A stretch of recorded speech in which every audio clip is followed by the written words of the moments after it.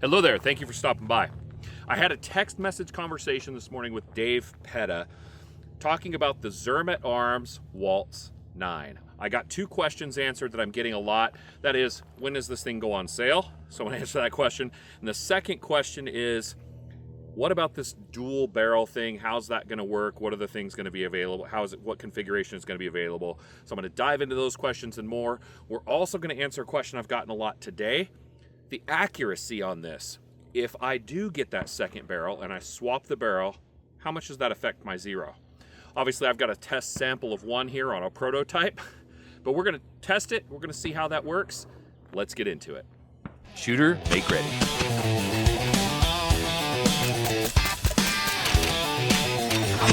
Are you ready? Stand by. All right, let's first answer the two questions that I posed to Dave Petta this morning. Number one, when will this go on sale? They're going to start taking pre-orders sometime in Q2, and then the first models will ship to those pre-orders. That fulfillment will start late Q3, early Q4. So by the end of the year, if you're looking at a high-end 2011 gun, and that's something you've been considering, you're thinking, do I buy an Atlas? Do I buy a Staccato XC? This gun, if you're a striker-fired guy, this gun should make the conversation. Absolutely, for sure. Now, if you're a guy that's considering, should I buy a Glock or an M&P or a Waltz 9, that's probably not the question. That's not where you should be looking. If you're looking at getting a Glock, get an M&P, and stay in that realm of under or just above $1,000 for what you're looking for. This gun is a premium, high-end gun, and frankly, it's not in the everyday carry kind of budget. This is a competition-focused handgun. This is a high-end, very, very unique gun, and it meets a particular and fits a particular market. You'll see today I am running it with the TLR-1. The reason I'm doing that is that fits my holster that I carry on all my guns without having to, or that I carry my guns in without having to swap a lot. It's just it's a black Scorpion holster.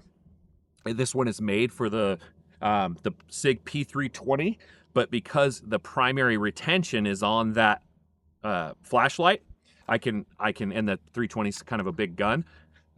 Almost every gun that I own, if I just swap the flashlight over, I can put it in this holster. I've got a bunch of guns with me today for some other footage I'm doing, and so having one holster I can swap everything in and out of, kind of nice. So that's what I've got here today. The second question that I had was about the barrels. So we're going to do that barrel swap today, and we're going to find out what that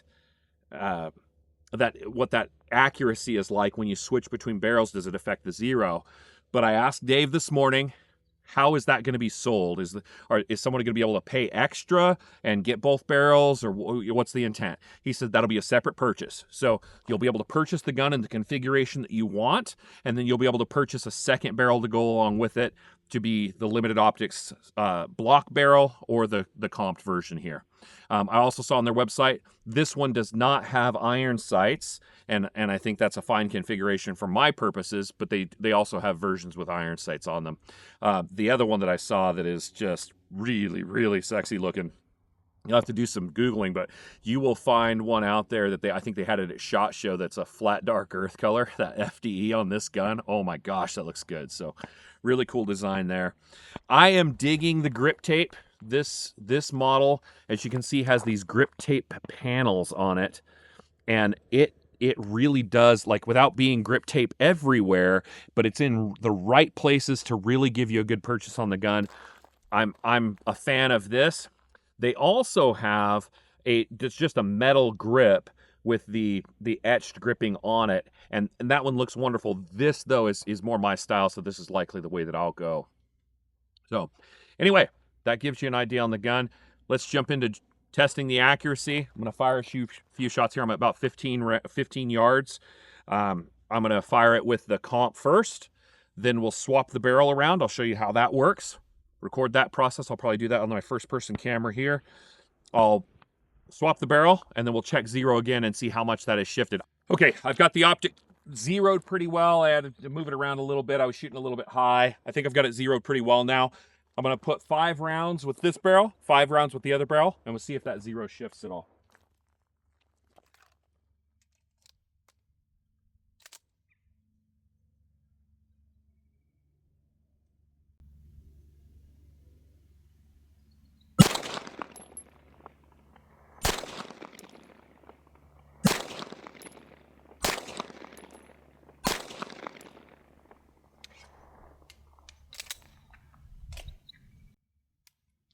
Let's have a look at my grouping there. I don't know that I think this is me, but I don't want to,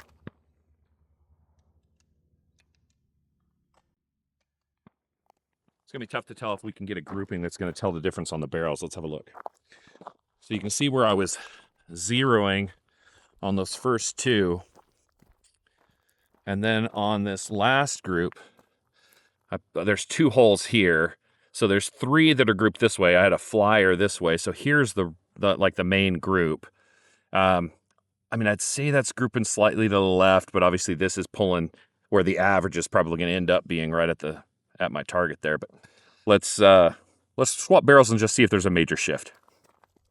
All right, we're going to swap this barrel. First thing we got to do, obviously, is make sure the gun's clear, because as part of this process, you do have to end up pulling the trigger. So, well, and you should do it, not just because that, but yes. All right, so this just takes a minor bit of pressure here. As you slide this back and it goes right to the slot where you'd expect it to go, you just give it a minor bit of pressure here, right there. I think I already passed the spot. There it goes, right there, pushed right through. This just slides out, set that down, okay? Now you do the Glock thing, pull the trigger, slide it forward, good to go. Okay, here we are. This is the unique block. That block is set up. That is the one for the non-comp. It says, they've got it etched on here for me as a cheat code, says comp. Oh, I said non-comp. This is for the comped one because I've got the comp on it now. Okay, there's the guide rod and spring, reverse plug, and then barrel just slides right out the front. There it is. Okay, so that's all the components done. Sight block barrel, comp delete barrel, what do you want to call it? Here's the new block that goes with it. Now, I don't know that I can even tell these things apart. Oh, there's a different size roller, maybe? Yeah, that roller looks like it's, maybe. The one on the left look a little bit bigger to you? Slightly? I would assume that's the difference on the two. The geometry on them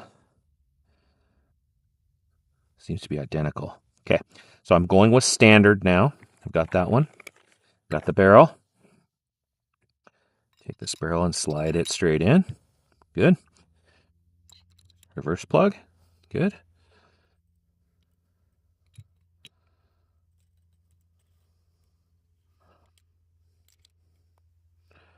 Okay.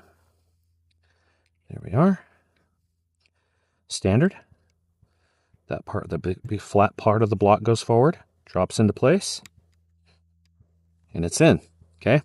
No hand grenade, nothing feeling like it's going to fall apart and go everywhere on me. Okay. This slides on, goes right back into place. Pull the trigger, it goes in. Take this. And again, guys, this thing just slides, just drops into place. You can see that little notch right there, goes in, click, done. Barrel is swapped out. Function test, seems good. Okay.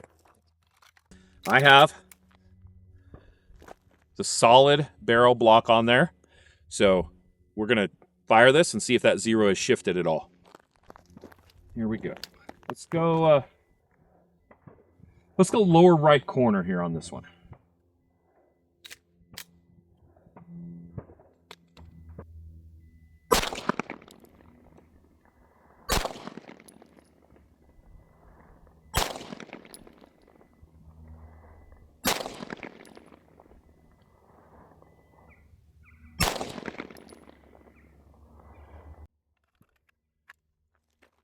All right, let's have a look at that group. Take my little thing up here so I can see a little bit. It's actually a better group than I shot before. You can see, whoops, I'm fighting my. So again, a little high, a little low, probably zeros out right in the center. There might be a slight shift to the right there. But it's not shifting enough at 15 yards where I would feel I'd need to re-sight in for a match or anything. So Not a major shift in zero. This is probably more my ability to shoot tight groups. It's probably more that than it is the gun. So there you go. Does the zero shift? Not at a point that I could really measure it. I'd have to shoot hundreds of rounds to really figure out if that's something that's truly shifting the zero or not. But for my purposes and my skill level, I don't think that the zero shift is something that I'd be super concerned about. And if it ended up being something that became, when I switched barrels, it shifted, I would think, because when you take your gun out and you clean the gun and put the barrel back in, you don't resight your gun in, right? So I wouldn't expect that to be an issue. And if there was a difference barrel to barrel, I would think you could probably indicate that or mark that on your adjustments on your optic and make that click or two difference and not ever have to worry about it. So that's what I would do. I'm definitely going to get one. I'm definitely going to have both barrels. So that'll be my plan, is to get, hundreds of rounds on one barrel, hundreds of rounds on the other barrel, and figure out where that zero's at for me and go from there. But it seems like something that's going to work out really well. So I've got a little bit more time here with this gun. I'm gonna run some other things with it. I need to get the Mantis on this thing, get some ideas on how that's tracking and things. But like you've seen in my other videos, I'm not gonna rave about it any further. You know how I feel about the gun. I'm gonna try and get you some technical details from here moving forward. Thanks for stopping by. Subscribe. Please do all that stuff. It helps a lot. And I'll get you as much content about this baby as I can. See you soon.